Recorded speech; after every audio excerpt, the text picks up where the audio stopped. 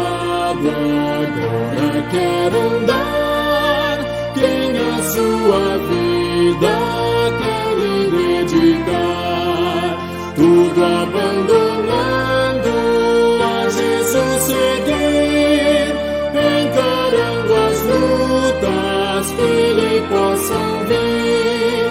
Quem de Cristo ao lado sempre quer andar, quem quer ajudá-lo, outros a chamar, pela tua graça, pelo teu amor, eis-nos ao teu lado, somos teu Senhor. Não ambicionando honras ou poder, eis-nos todos firmes para combater. Quem o amor de Cristo venha contemplar, a quem resoluto ao seu lado estar. Quem de Cristo ao lado sempre quer andar, quem quer ajudá-lo, outros a chamar, pela tua graça, pelo teu amor, eis-nos ao teu lado, somos teu Senhor. Não com ouro ou prata, foi Senhor Jesus, que nos redimiste, mas por tua cruz. Sim, com o teu sangue, sangue remidor, tu nos resgataste de uma vez, Senhor. Quem de Cristo ao lado sempre quer andar, quem quer ajudá-lo, outros a chamar, pela tua graça, pelo teu amor, eis-nos ao teu lado, somos teu Senhor.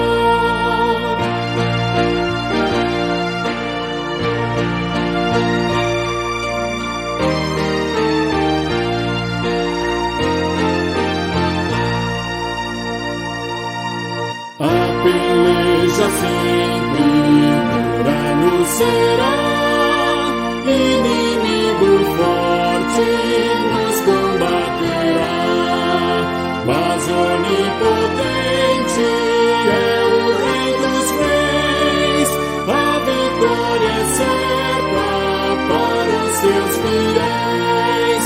Quem de Cristo ao lado sempre quer andar, quem quer ajudá-lo, outros a chamar, pela tua graça, pelo teu amor, eis-nos ao teu lado, somos teu Senhor.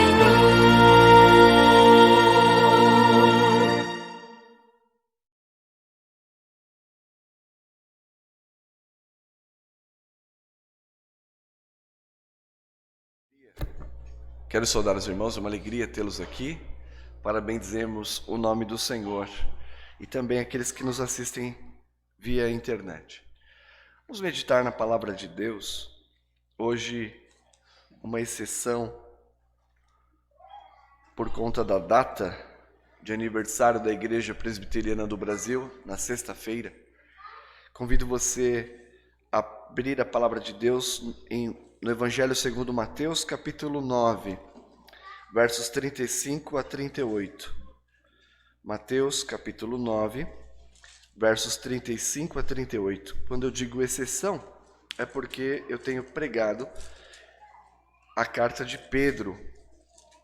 Hoje nós falaremos aqui no texto de Mateus, capítulo 9, versos 35 a 38. Deixa eu pegar o esboço aqui.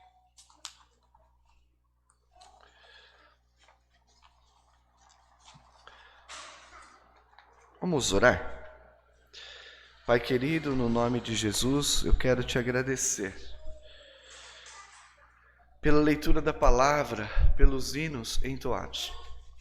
E agora, que o Senhor esclareça as nossas mentes e corações para receber a palavra de Deus com atenção, alegria e que possamos obedecê-la.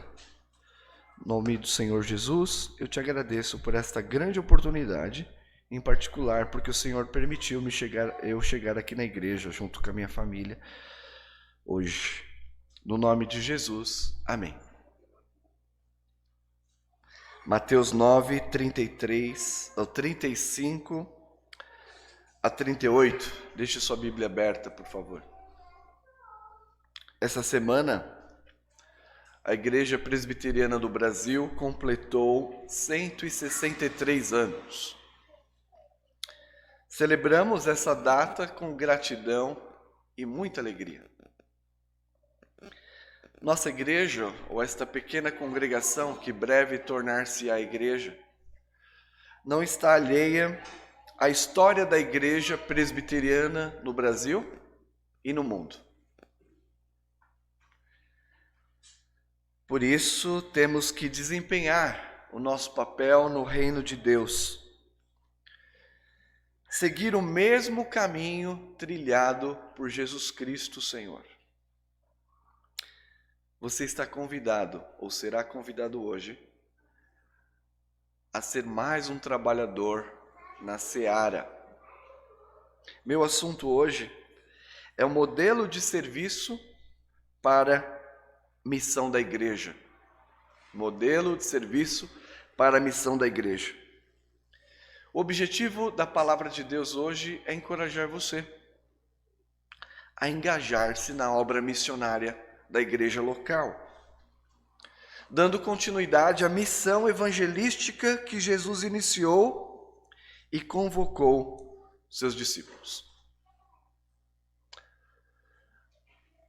A palavra de Deus diz assim: E percorria Jesus todas as cidades e povoados, ensinando nas sinagogas, pregando o evangelho e curando toda sorte de doenças e enfermidades.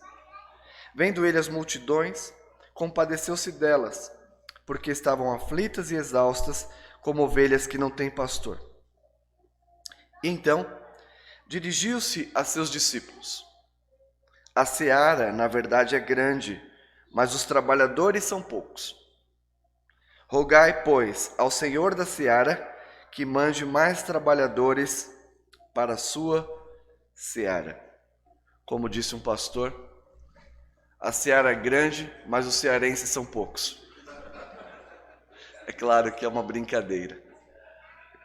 Após ensinar os discípulos, em particular, os capítulos 5 e 7 deste evangelho, a gente chama de Sermão da Montanha, Mateus resume aqui no verso 35 quais as marcas principais do ministério de Jesus na região da Galileia. Percorria, ensinava, pregava e curava.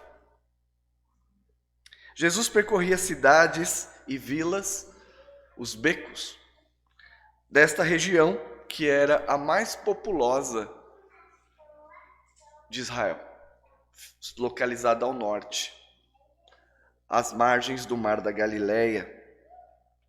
E Jesus percorria essas cidades e vilas, anunciando, conforme lemos em Mateus 4,17, o reino de Deus havia chegado por meio dele.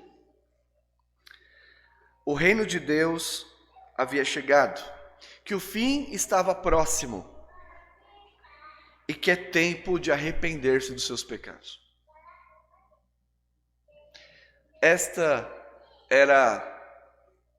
Este era o conteúdo central da mensagem de Cristo. Este capítulo 9 integra uma seção maior, que começa no capítulo 8 e vai até o capítulo 10 ou 11:1. Então você tem o 9 dentro de um bloco no livro. Do ponto de vista literário, qual é o assunto geral do 8 ao 11:1? é a preparação dos discípulos para o exercício da missão. Na primeira fase, nós temos de 8 a 9, por meio da observação dos atos e obras de Jesus.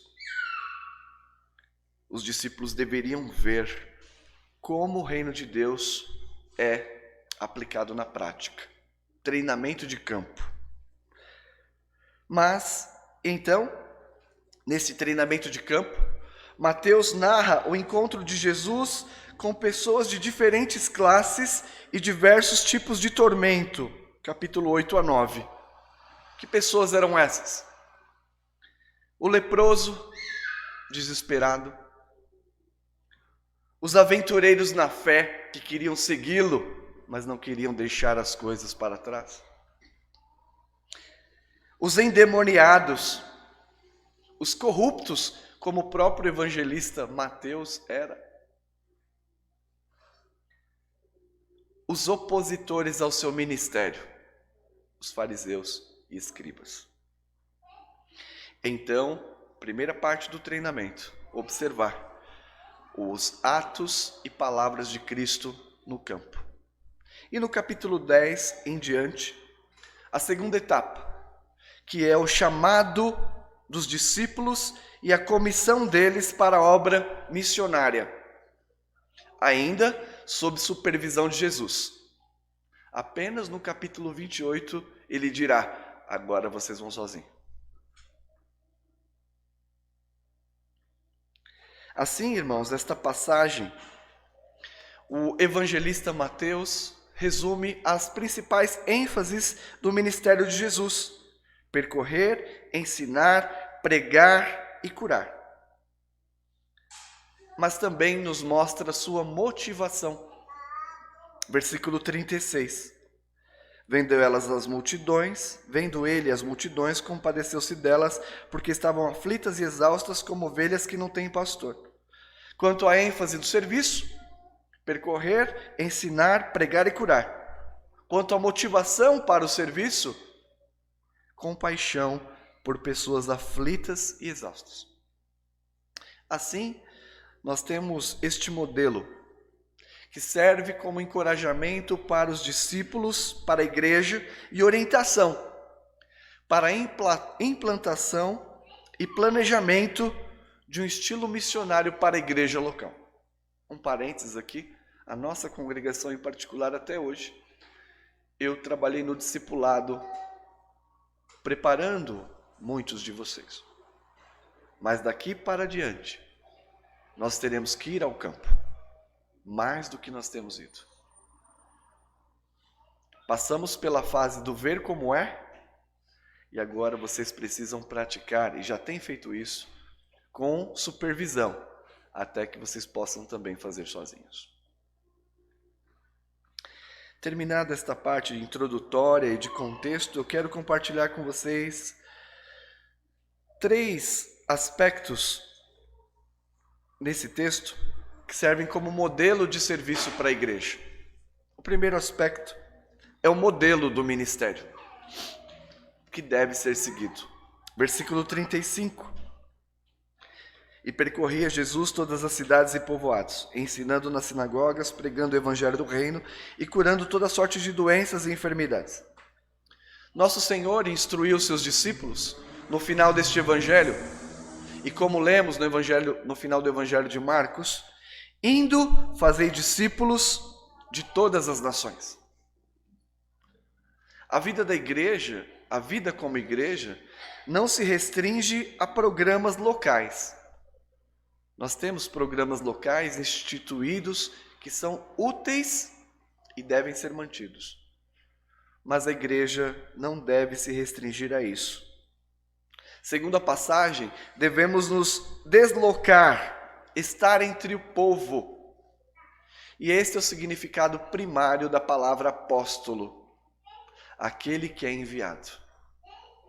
A igreja é apostólica, não é estática.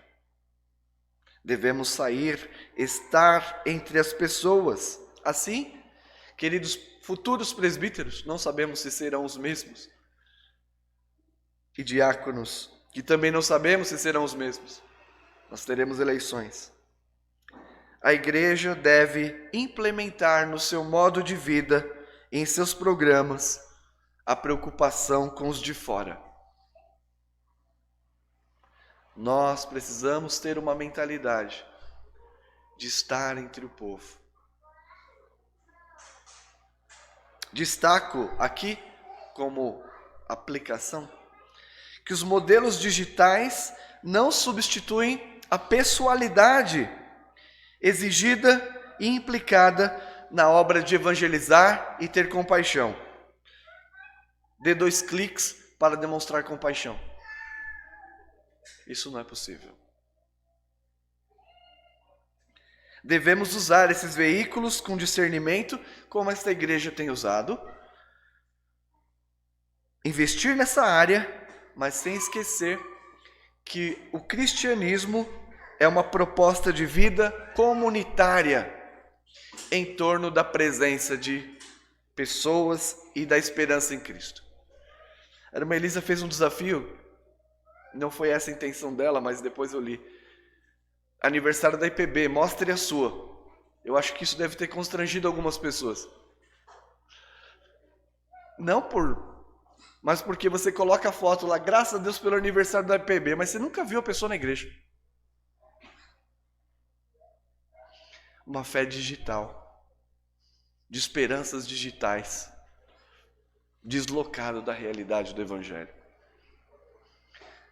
Graças a Deus, mostra a sua. Ops, eu não sou membro da igreja. Eu não vivo como membro da igreja. Estou deslocado do caminhar da igreja.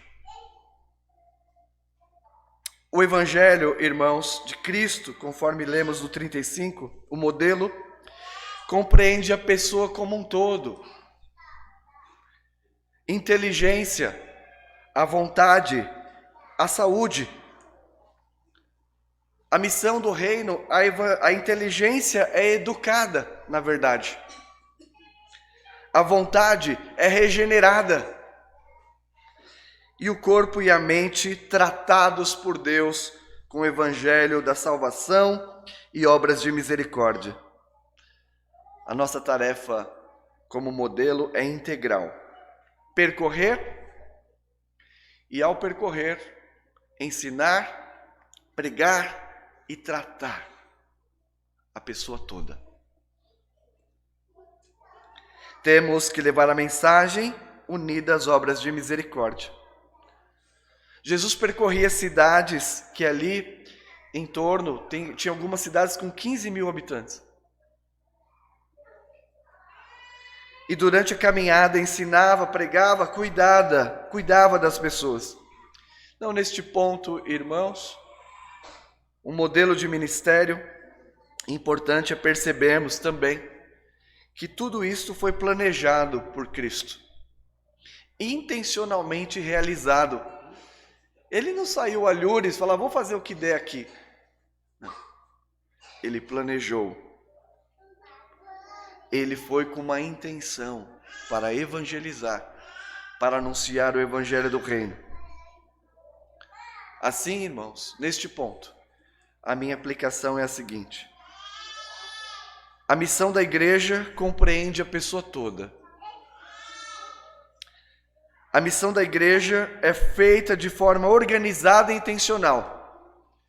E a missão da igreja é dinâmica. Não se restringe a programas locais. E por último, a missão da igreja é personalizada, de maneira pessoal. Segundo ponto, quanto ao modelo de serviço, é a motivação para o ministério. Quais as nossas motivações para o ministério? Qualquer que você tenha exercido até aqui, graças a Deus, no reino. Diz o texto no versículo 36, vendo ele as multidões, compadeceu-se delas porque estavam aflitas e exaustas como ovelhas que não têm pastor. O termo compaixão, aqui, carrega o sentido de contorcer as entranhas. Eu fui fazer uma visita e a pessoa me mostrou a foto do pé, uma parte amputada. Eu me lembro até hoje, foi domingo passado. Não sai da minha mente aquilo. Minhas entranhas ficaram... É assim que Cristo se sentia ao ver o estado deplorável da Galiléia e das pessoas que ali moravam. Compaixão aqui significa este contorcer as entranhas. A situação era lamentável da Galiléia naqueles dias. Essa região, no tempo de Jesus, era desprezada pelos israelitas, porque era uma região que tinha muito contato com gentios. Região caracterizada, como nós lemos em Mateus 4, como uma terra de gentios, ou seja, gente indigna, e um povo que habitava em grandes trevas, tipo Jardim da Conquista, tipo Nova York. Uma escuridão moral, uma escuridão social, uma escuridão religiosa profunda, de pessoas carentes do reino de Deus. E do ponto de vista de Jesus, conforme vimos no texto, uma região completa, repleta de pessoas aflitas, exaustas, maltratadas e desorientadas. Você iria para um campo missionário assim? Este é o campo que o Senhor Jesus passa praticamente todo o seu ministério. A palavra aflito no texto traz o sentido de um ser vivo em estado de decomposição. Era usado, por exemplo, para descrever as carcaças de animais encontradas no caminho. Estava uma parte da carne, o cheiro subindo. Esta é a palavra aflito. Um ser vivo em estado de decomposição. Aquilo que já não tem mais esperança. Assim que eles estavam. E eles eram como ovelhas sem pastor. Em que sentido? No sentido de que eles eram maltratados, desprezados, humilhados, abandonados e vulneráveis aos ataques. Eles tinham os religiosos à sua volta, mas os religiosos não cumpriam o que diz a Escritura. Não pastoreavam o povo. E apesar de terem os seus líderes, eles estavam neste estado deplorável. E é para essa região deprimente, em uma condição deprimente, que Jesus gasta a maior parte do seu tempo. Sem contar o número de pessoas. Era uma região com alto trânsito e tráfego de pessoas de outras nações. Este é o quadro do campo. E qual é a motivação para ir? Compaixão. As suas entranhas se removem pelo estado em que estão os seus vizinhos. Suas entranhas se comovem pelo estado em que está a sua família. Suas entranhas se comovem pelo estado em que está São Mateus. A ponto de percorrer e anunciar o remédio. Assim que Jesus sentia. E graças a Deus, porque Jesus é o descendente de Davi. Jesus é o pastor prometido segundo o coração de Deus. Isso está em Ezequiel 34, por exemplo, versículos 4 a 6 e 11. Quando Jesus anuncia o reino, o que aqueles primeiros ouvintes tinham em mente? O modelo de rei Davi. Eles aguardavam a implantação de algo semelhante ao que Davi fez, justiça, paz e descanso. Mas Cristo, Filho de Deus, testemunhou por palavras e obras que seu ministério e seu reino é infinitamente superior. E a boa nova estava entre eles. O leproso foi curado, os aventureiros da fé dispersados, os endemoniados restabelecidos, os corruptos, muitos deles se tornaram apóstolos, e os muitos opositores se tornaram cristãos. A motivação para a missão é a compaixão. Se nós temos um programa missionário, implementamos um estilo de vida intencional, mas não há misericórdia, nós estamos errando o alvo. E como é que eu desenvolvo misericórdia, compaixão? Se você ir até lá e ver. Esse é um aspecto fundamental do ministério de Cristo. Ele via as multidões. Virava para os discípulos e dizia: nós estamos aqui no programa de treinamento do Senhor Jesus Cristo. Você está vendo? Vocês conseguem sentir o que vocês estão vendo? Se você ficar na sua casa, e eu também, o domingueiro, você não vai sentir isso. Você diz: pastor, mas eu não sinto. Claro, você precisa ver. Vai no hospital. Vá à escola. Percorra. E você verá. E vendo, você terá mais compaixão. A compaixão não vem se você estiver em casa parado. Virá se você estiver em contato com aquela causa. Compaixão é a motivação para o ministério. E modelo do ministério, nós vimos qual é a motivação para o ministério e, por último, a disposição para o ministério. Versículos 37 e 38. Então se dirigiu aos seus discípulos: a seara, na verdade, é grande, mas os trabalhadores são poucos. Rogai, pois, ao Senhor da seara que mande trabalhadores para a sua seara. Por incrível que pareça, e eu concordo com este intérprete, o foco de Cristo no seu ministério terreno são seus discípulos. Como vimos nesta sessão do Evangelho, eles devem tornar-se os seus agentes, compartilhando não apenas a proclamação do reino dos céus, mas também obras de misericórdia, com poder e autoridade. Estes discípulos receberam poder e autoridade. E você também.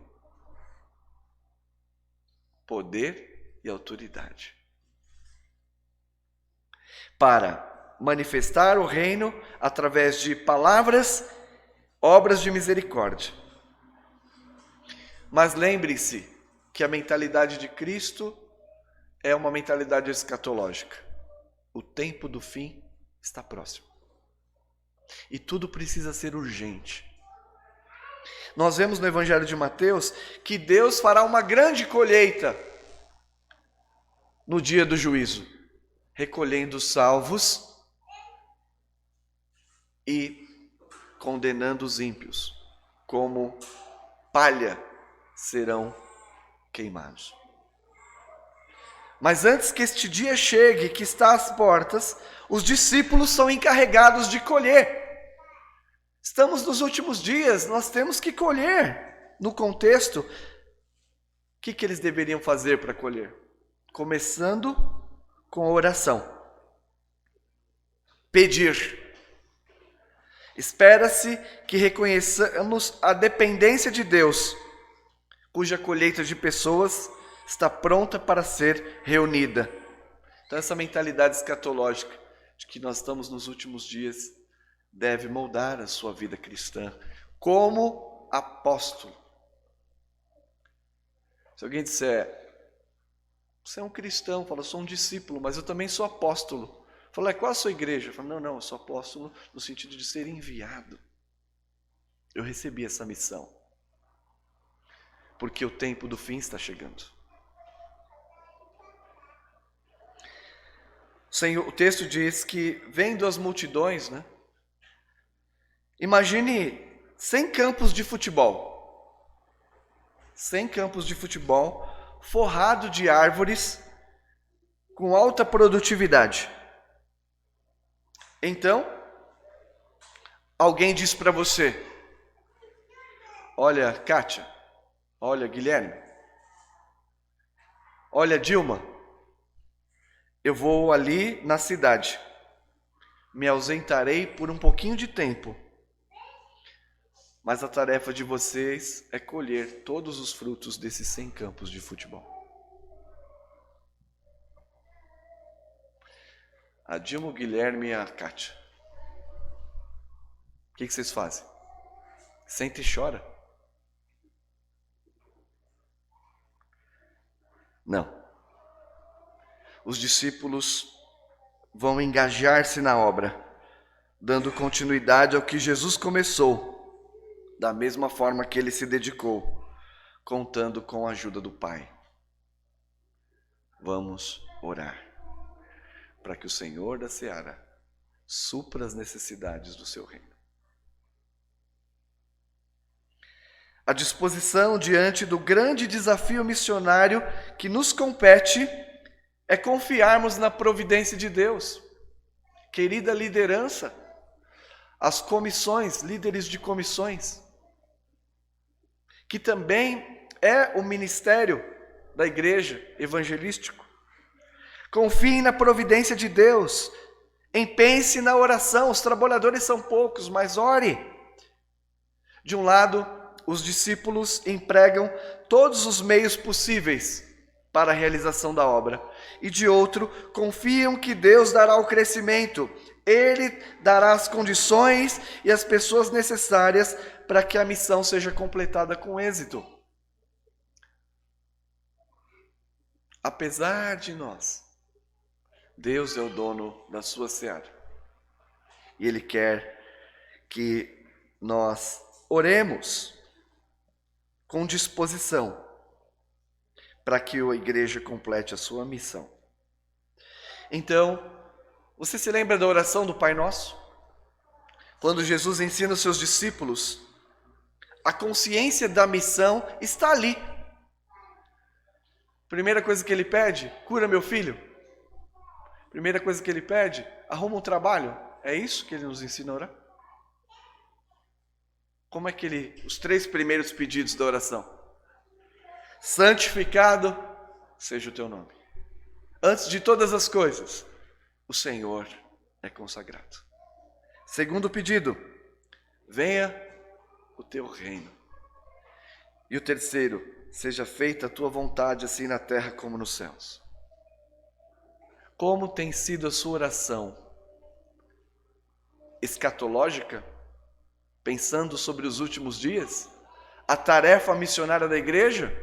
Ou apenas uma oração egocêntrica?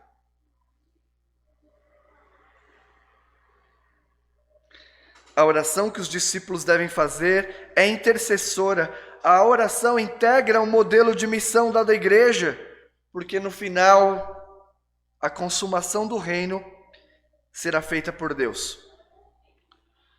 Mas ela não deve ser negligenciada em detrimento de métodos. Nós podemos implantar um estilo de ministério evangelístico, podemos ter a disposição correta, mas nós não podemos negligenciar esta oração intercessória para que o reino de Deus se espalhe.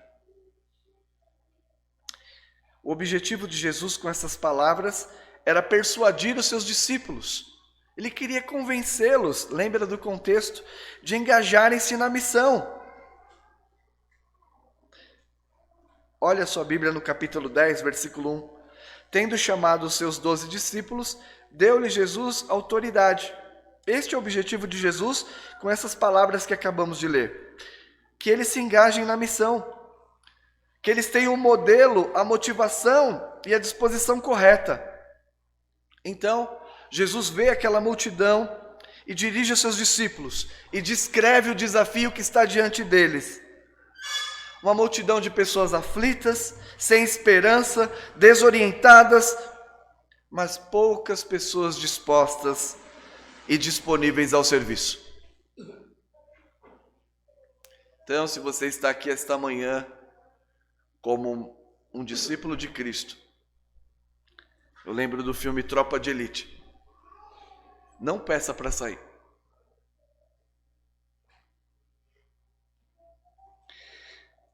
Quando o missionário presbiteriano, algumas aplicações aqui práticas, quando o missionário presbiteriano Asbel Green Simonton chegou no Rio de Janeiro em 1859, ele não falava português. Aprendeu a falar. Não havia um pastor evangélico sequer no Brasil, nacional. Hoje, só entre os presbiterianos são 5.000. Não havia brasileiros presbiterianos. Hoje, somos quase 1 milhão. Não havia igreja presbiteriana. Hoje, 4.132. Estes e outros desafios testemunham que, ainda que a seara seja grande e haja poucos trabalhadores, o reino de Deus está se expandindo e a colheita será feita. Mas lembra da introdução? Qual é o seu papel no ministério da igreja local, no Brasil, no mundo? Você não está alheio à história da igreja do Senhor e do seu reino. A IPB é uma igreja que, mediante as suas condições, tem anunciado o Evangelho do Brasil com a convicção de que a nossa missão é expandir o reino de Deus até os confins da terra, que a missão é obra da igreja, pregação, ensino, cuidado, com a convicção de que os trabalhadores da seara sempre é inferior à imensidão do campo, mas isso tem sido suficiente para a igreja avançar. Qual é a sua parte neste ministério?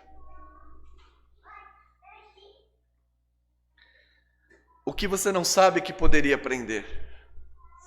O que você sabe que poderia fazer? A questão fundamental é se você foi ou não persuadido por Jesus hoje a engajar-se na obra de evangelização e compaixão, orar com dedicação, finalmente ser fiel nos dízimos e ofertas,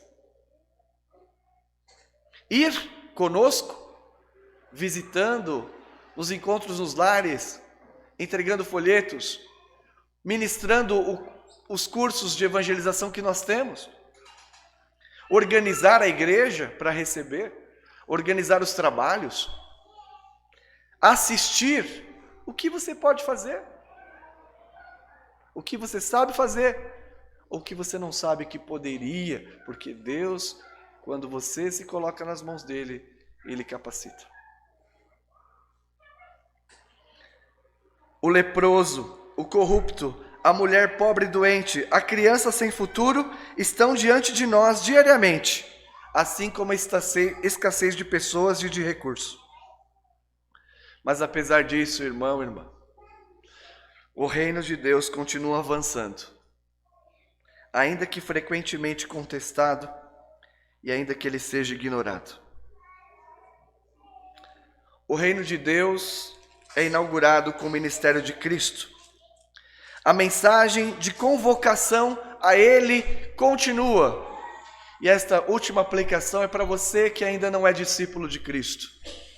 O Evangelho está sendo pregado agora, para que você se arrependa, porque o fim está próximo e o reino de Deus chegou.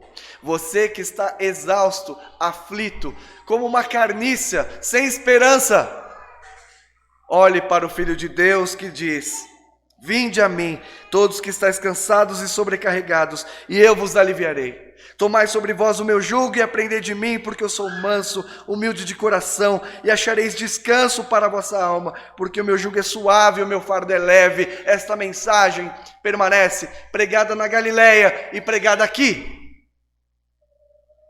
Você que está sem esperança, exausto como ovelha que não tem pastor, Ele está aqui.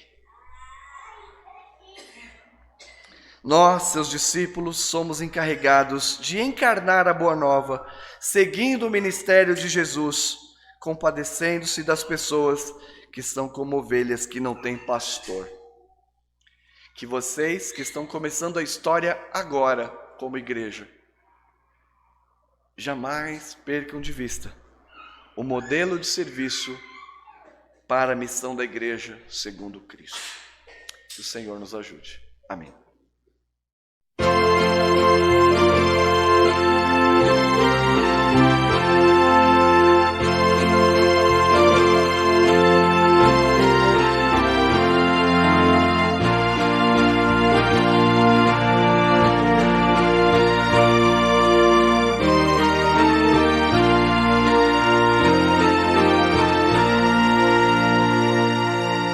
Quem de Cristo ao lado agora quer andar, quem a sua vida quer lhe dedicar, tudo abandonando a Jesus seguir, encarando as lutas que lhe possam vir. Quem de Cristo ao lado sempre quer andar, quem quer ajudá-lo, outros a chamar, pela tua graça, pelo teu amor, eis-nos ao teu lado, somos teu Senhor. Não ambicionando honras ou poder, eis-nos todos firmes para combater. Quem o amor de Cristo venha contemplar, há de resoluto ao seu lado estar. Quem de Cristo ao lado sempre quer andar, quem quer ajudá-lo, outros a chamar, pela tua graça, pelo teu amor, eis-nos ao teu lado, somos teu Senhor. Não com ouro ou prata foi, Senhor Jesus, que nos redimiste, mas por tua cruz. Sim, com o teu sangue, sangue remidor, tu nos resgataste de uma vez, Senhor. Quem de Cristo ao lado sempre quer andar, quem quer ajudá-lo, outros a chamar, pela tua graça, pelo teu amor, eis-nos ao teu lado, somos teu Senhor.